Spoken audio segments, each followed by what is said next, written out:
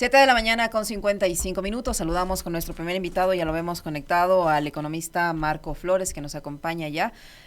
¿Cómo está, economista? Buenos días, bienvenido. Le saludamos a Alexis Moncayo, quien le habla, Licenia Espinel. Gracias por estar en Punto Noticias de Radio Pichincha. Le decimos al economista Marco Flores, secretario ejecutivo del Foro de Economía y Finanzas Públicas. El presidente de la República mencionó varios presuntos logros económicos, 7 para ser precisos, entre los que mencionó las reservas internacionales, el haber salvado, dijo, la dolarización, que estamos vendiendo más al mundo, incremento de ingresos petroleros a pesar de la pésima producción petrolera que hemos tenido en los últimos tiempos, crecimiento sostenido en ventas, recuperación de los depósitos en la banca, récord de depósitos en la banca para ser exactos, y récord de ventas en el Black Friday, entre otros. Son los logros económicos del presidente Noboa. Estos supuestos logros, primero preguntarle si en verdad son logros o no son logros, si es así, como dice el presidente de la República, y si estos supuestos logros van a hacer posible que tengamos un mejor año 2025 en materia económica.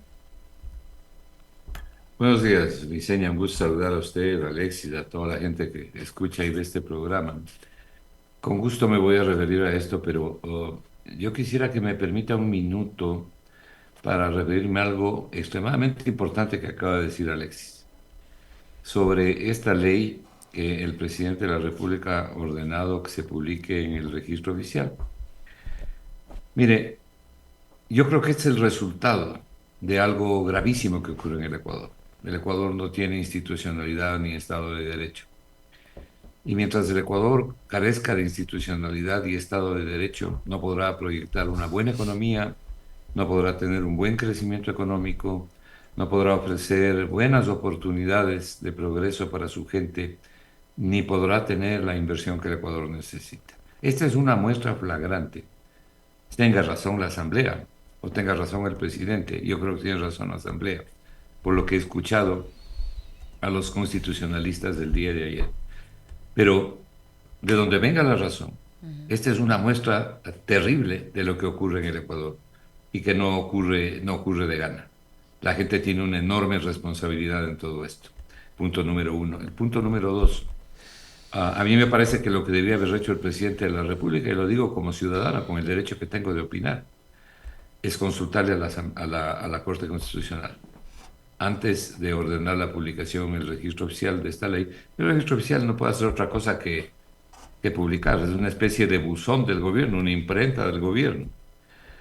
La Asamblea ahora lo que tiene que hacer es consultarle a la Corte Constitucional que diga quién tiene razón y mientras tanto interponer una medida para que mientras la Corte Constitucional resuelve esto, los efectos de la ley se suspendan.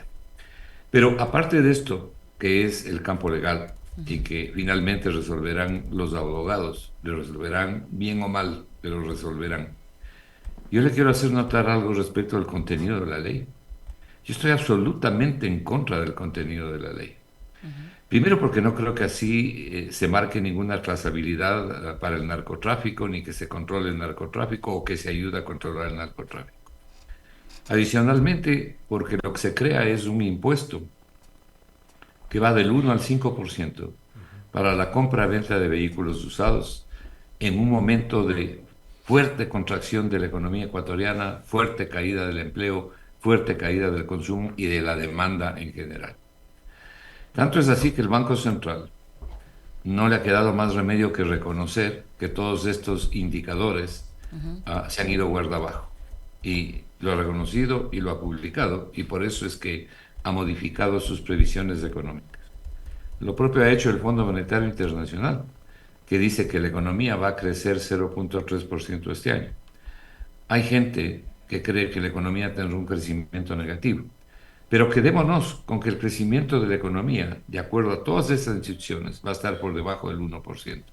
Es decir, ni siquiera cubre la tasa de crecimiento vegetativo de la población. ¿Cómo se subsana la diferencia entre la tasa de crecimiento de la población y una economía que crece por debajo? Con desempleo, con migración, con hambre, con impuestos, con todo lo que estamos viendo. Y por último, me parece que un elemento sustantivo de esta ley, pero absolutamente negativo, es entregar un poder gigantesco, gigantesco, Yo estoy en contra de entregar poderes gigantescos a cualquier persona, a cualquier funcionario o a cualquier institución del Estado, porque creo que son negativos. En este caso se entrega un poder gigantesco por el cual una institución del país puede congelar sus fondos, confiscar sus fondos, paralizar sus actividades, no por orden judicial. Me parece gravísimo, como las exageraciones que se cometieron para dar una serie de prerrogativas y poderes gigantescos a la Contraloría General del Estado, es decir, a quien sea.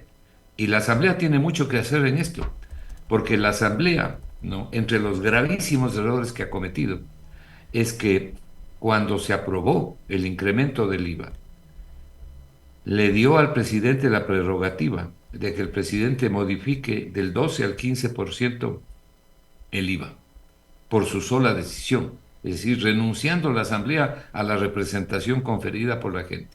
Pero no solamente del IVA, sino que le dio también la atribución de que pueda modificar el impuesto a la salida de divisas.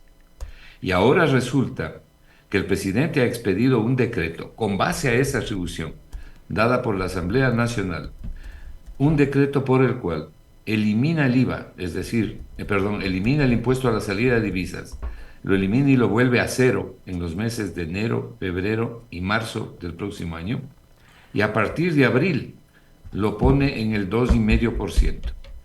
Pero le encarga en ese mismo decreto al ministro de Finanzas que él fije y que él señale cuáles serán las partidas arancelarias a las que va a aplicar el 2,5%. Es decir, el ministro va a decir aquí se aplica y acá no se aplica. Terrible, terrible realmente haber resignado una jerarquía y una posibilidad que le correspondía directamente a la Asamblea Nacional, en acuerdo con el presidente, porque el presidente siempre puede vetar la ley y puede modificarla si es que no la veta. Pero lo que ha ocurrido es verdaderamente lamentable. ¿Quién paga todo esto? La gente. Pero además, como le decía hace un momento, esta es una ley, la llamada ley antipillos, antipillos. Esta es una ley que está creando, modificando y aumentando un nuevo impuesto para cobrar en la compraventa de los vehículos entre el 1 y el 5%. A un sector como el sector automotor y el sector automotriz, que tiene la caída en ventas más grave de los últimos 20 años. Incluso las ventas han caído mucho más de lo que cayeron en la pandemia. La economía totalmente estancada, totalmente desacelerada y en contracción. Lo que hay que hacer no es incrementar impuestos o subir impuestos, sino reducirlos. Entonces, yo quiero concluir esta parte simplemente señalando algo. ¿Por qué ocurre todo esto? Le decía a usted y a Alexis. Bueno, evidentemente porque no hay Estado de Derecho y no hay institucionalidad. Pero hagámonos una pregunta en voz alta. ¿Dónde están las universidades? ¿Dónde está la voz de las universidades? ¿Dónde está la voz de la academia? ¿Dónde está el colegio de abogados? ¿Dónde están las cámaras de la producción para opinar?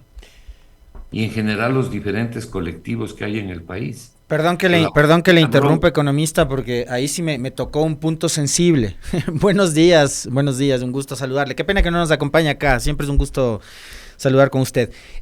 Las cámaras sí se han pronunciado, economista, y las cámaras siempre se han pronunciado en favor del gobierno. La señora Mónica Heller, la señora Herbes, todos los representantes de las cámaras, desde la firma del acuerdo con el Fondo Monetario Internacional, desde la aprobación del incremento del impuesto al valor agregado, se han mantenido totalmente obsecuentes a la política económica del gobierno. Así que los empresarios, con esos no podemos contar.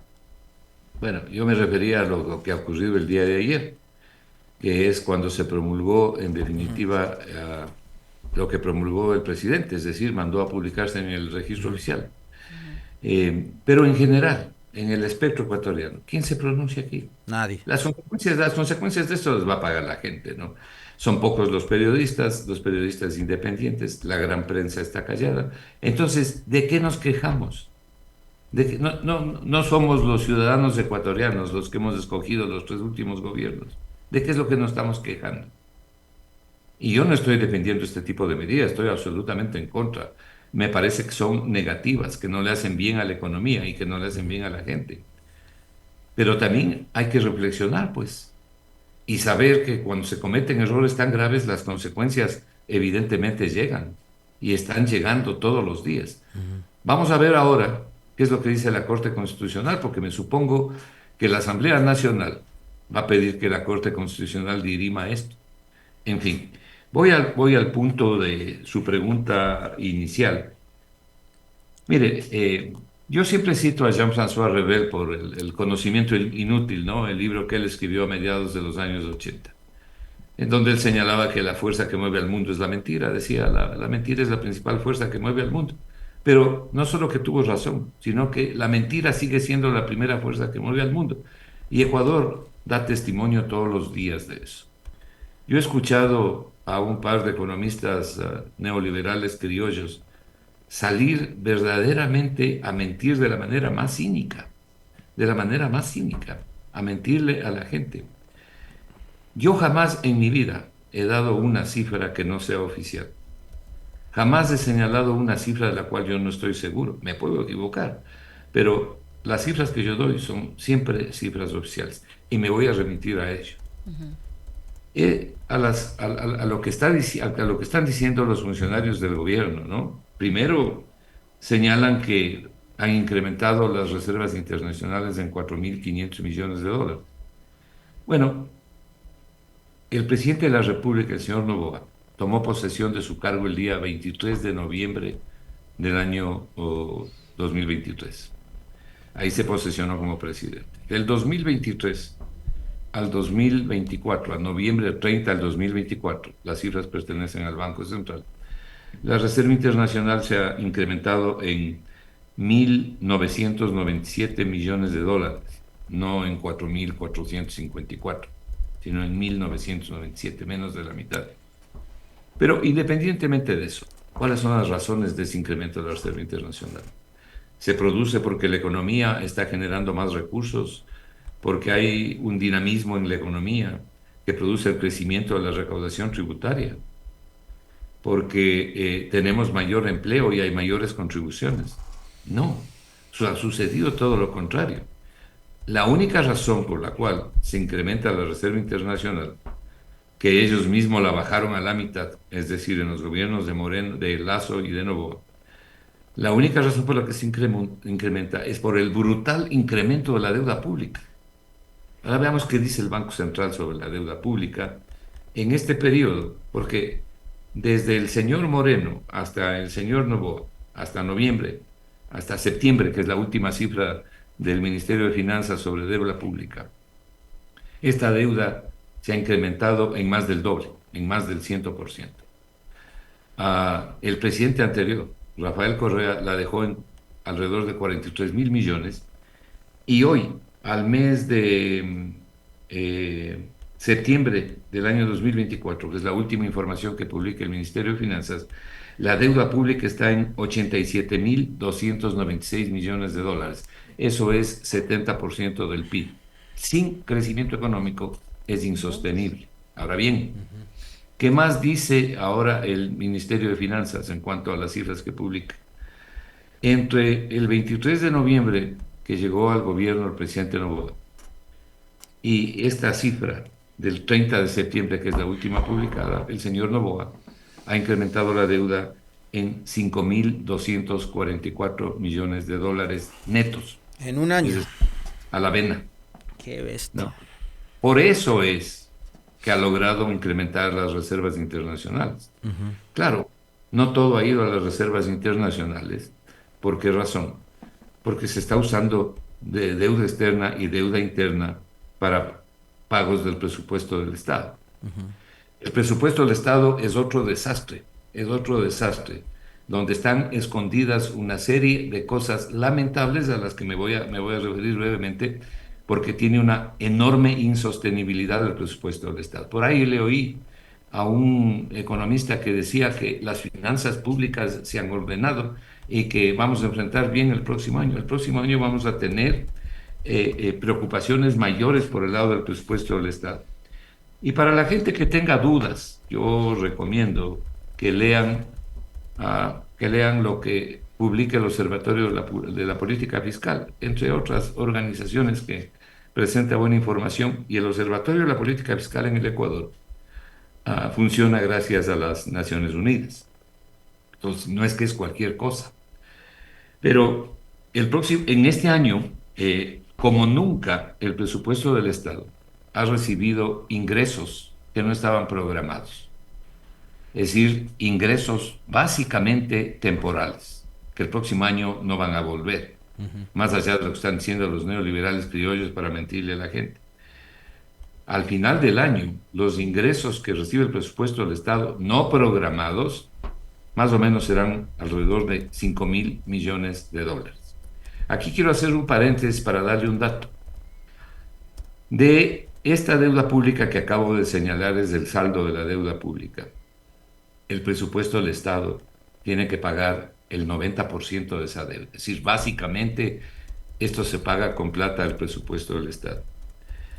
¿Cuánto ha pagado el presupuesto del Estado hasta el mes de noviembre?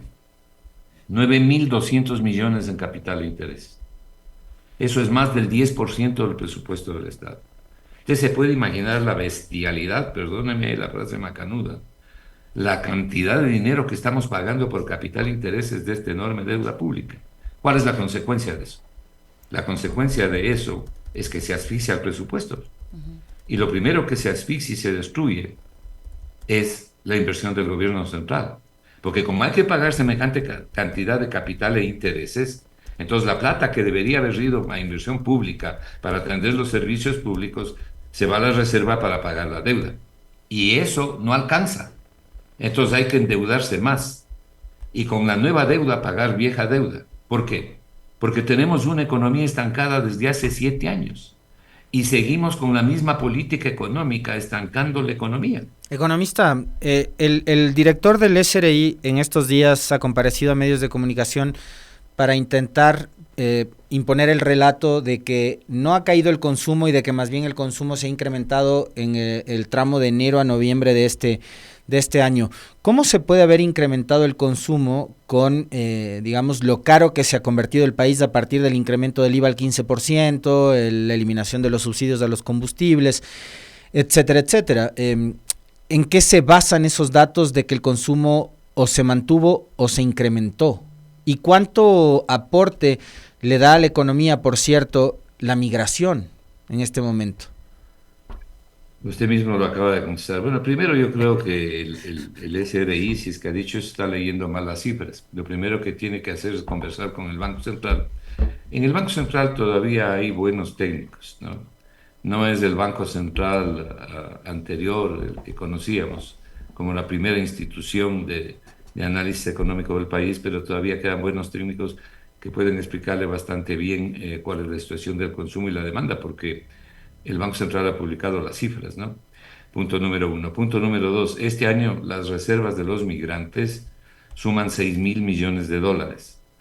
Esa es una inyección directamente a la vena, es decir, directamente al consumo, porque los migrantes pertenecen a familias pobres. Esos 6.000 millones de dólares evitan que el consumo colapse, pero aún así no alcanza, porque la economía está estancada, porque la economía retrocede. La última publicación del Banco Central muestra un retroceso de la economía. Entonces yo hago aquí una pregunta. ¿Alguien puede pensar que la economía está mejorando con los apagones? Para decir entonces que el consumo se está incrementando. Pero eso es lo que dice el gobierno, economista, eso es lo que dice el gobierno, que la economía está en orden, que la economía ha mejorado pese a la crisis eléctrica. Yo por eso le preguntaba si vamos a estar mejor en el 2025 con esos indicadores económicos que muestra el gobierno y sobre todo, ayer y en varios medios de comunicación el director del SRI se ha empeñado en resaltar que ha incrementado la recaudación tributaria. Y yo le pregunto si en una situación tan compleja como la que viven los ecuatorianos, con la crisis económica, con la crisis de seguridad que demandan también gastos, ¿es cierto, es creíble eso que se incrementa porque estamos tan bien, porque la gente consume más, porque la gente paga más sus impuestos o porque nos subieron los impuestos? Analicemos un poco esto, ¿no? Pero ustedes mismos están dando la respuesta. Lo fundamental es ver de dónde vienen los incrementos. Si es que ocurren incrementos en los ingresos tributarios, ¿de dónde está viniendo esa plata? Hace un momento le decía, recursos que no están programados en el presupuesto, que fundamentalmente corresponden a las aprobaciones que hizo la Asamblea, le dan al presupuesto del Estado 5.000 millones de dólares. Déjeme desglosar un poquito esto, porque el presupuesto y la recaudación en este caso está siendo sostenida con los ingresos, que aprobó la Asamblea Nacional y algunas otras cosas. Por ejemplo, el Banco Central le ha entregado 500 millones de dólares en utilidades, producidas fundamentalmente por la venta del oro físico, ¿verdad? Eso no va a volver a ocurrir el próximo año. Las empresas públicas han entregado 400 millones de dólares. ¿Alguien puede anticiparse a decir cuánto van a entregar las empresas públicas el próximo año? El Observatorio de la Política Fiscal señala que por autorretenciones, hasta el mes de noviembre, el SDI ha recibido 1.565 millones de dólares. Las autorretenciones no existían antes, de manera que tampoco pensamos que se van a poder mantener. Pero con las autorretenciones tenemos un problema. Las grandes empresas, que son las que realizan las autorretenciones, tenían que pagar la plata del impuesto a la renta hasta el mes de abril del año 2025. Pero el SRI les ha fijado un porcentaje de autorretención que lo tienen que ir entregando mensualmente al SRI, o por lo menos durante este año han ido entregando mensualmente.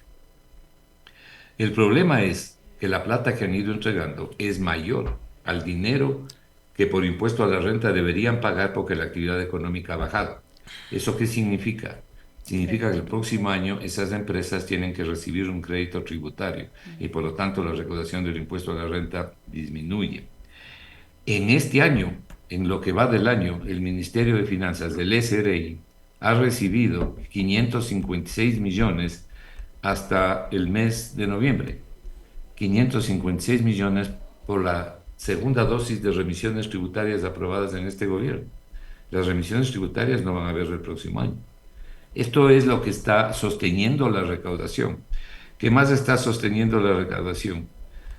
Las sociedades, o sea, las empresas están pagando un impuesto, también están pagando la banca y la cooperativa, entre los dos, las primeras, las sociedades, las empresas han entregado ya hasta noviembre, dice el Observatorio de la Política Fiscal, 276 millones de dólares y la banca 147 millones. El aumento del IVA hasta octubre, que es lo único que va a quedar para el próximo año, ha entregado 700 millones de dólares adicionales.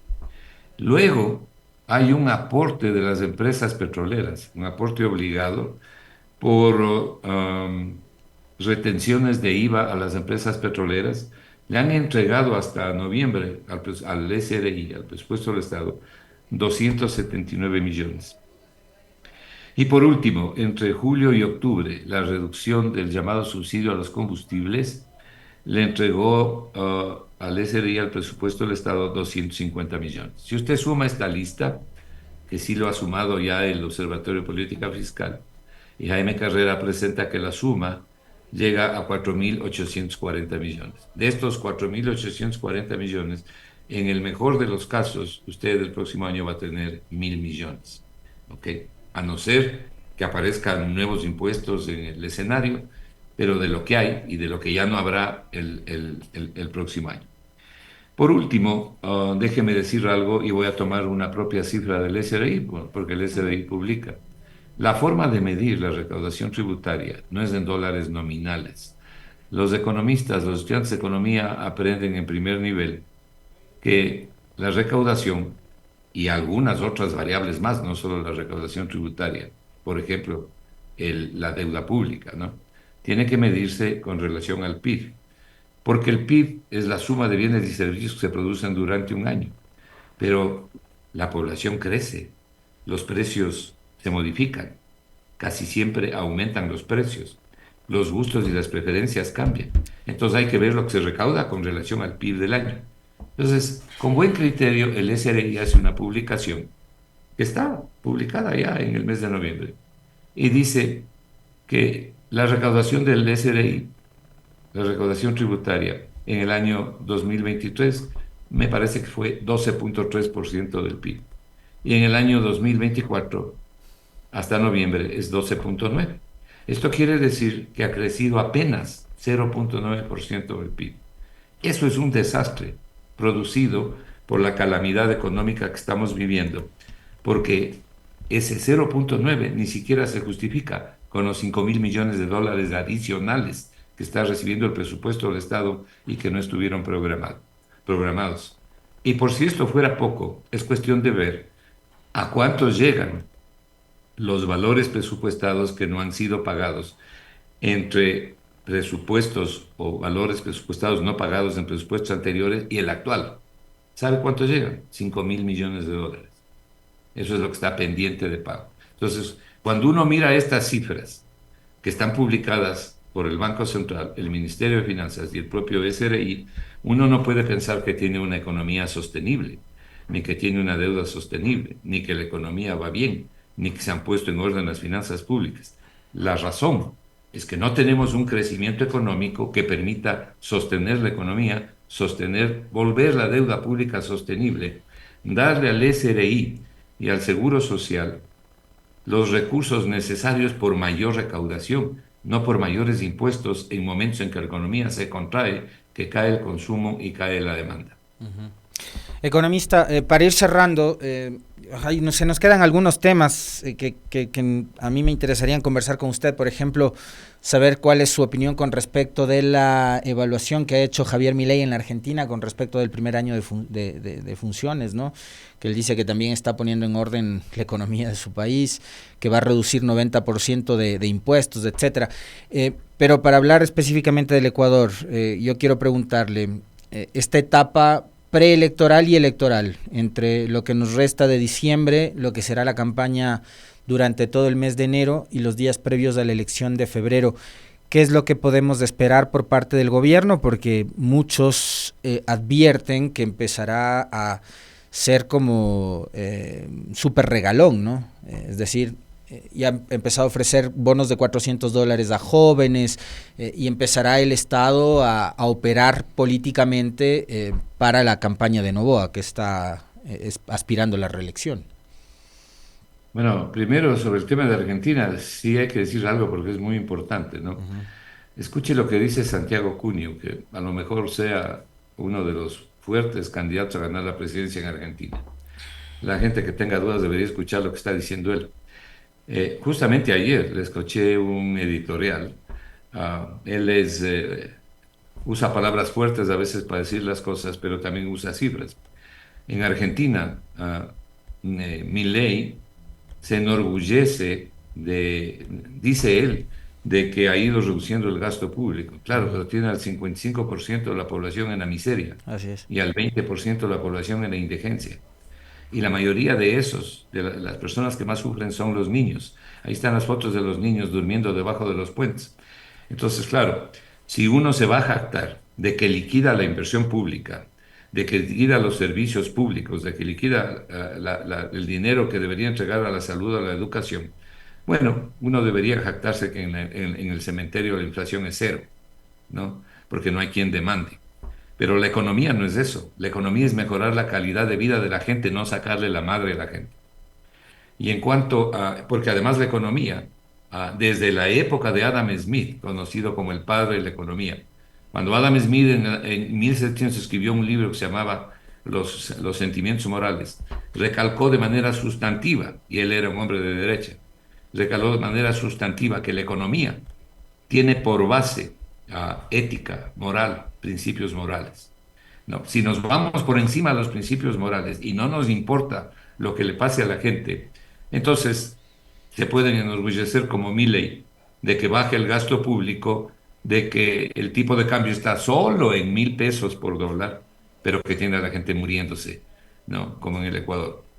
Y en cuanto a lo que puede pasar en el Ecuador el próximo año, bueno, yo lo que creo es que el Ecuador lo que requiere es un cambio sustantivo, no solo de la economía.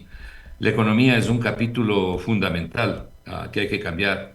Hay que cambiar las políticas económicas, hay que buscar solidaridad, pero con eficiencia por parte del Estado. Hay que mejorar sustantivamente la inversión.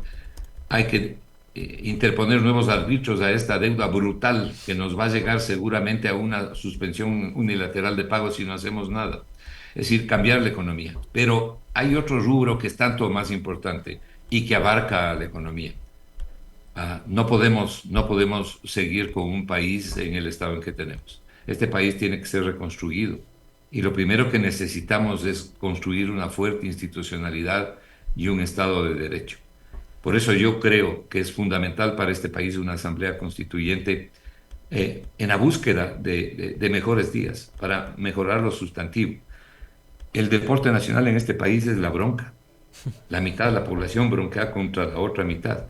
Aquí hay gravísimos intereses en conflicto.